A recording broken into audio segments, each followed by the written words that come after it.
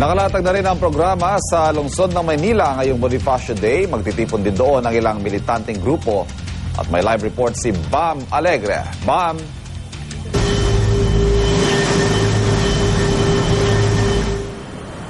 Ivan, narito tayo ngayon sa Liwasang Bonifacio kung saan naghahanda na ang lokal na pamahalaan para sa isang programa para gunitain ang Bonifacio Day o ka-149 na taon ng kapanganakan ni Gat Andres, 1.5 siglo na po yan.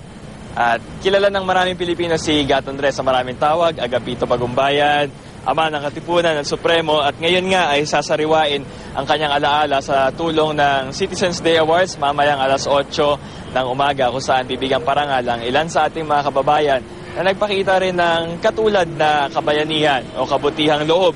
Nakaplano ring magtakda ng kilos protesta ang ilang mga militanteng grupo upang gunitain din yung revolusyonaryong diwa ni Gat Andres. Samantala, Ivan, may ilan tayong pananalaksik kay Bonifacio sa tulong ni NHI researcher Peter Ukong. May ilang mga paniniwala raw kay Bonifacio na baka hindi nga raw masyadong accurate. Katulad nung paniniwala na siya ay napakahirap dahil sa kanyang posisyon na bodegero. Pero noong panahon daw ng Kastila, kapag ikaw raw ay bodegero, ay halos ang level mo ay executive.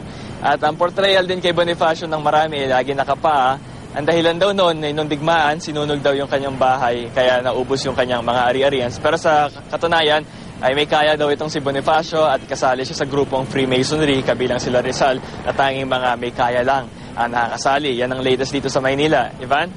Maraming salamat, Bam Alegre.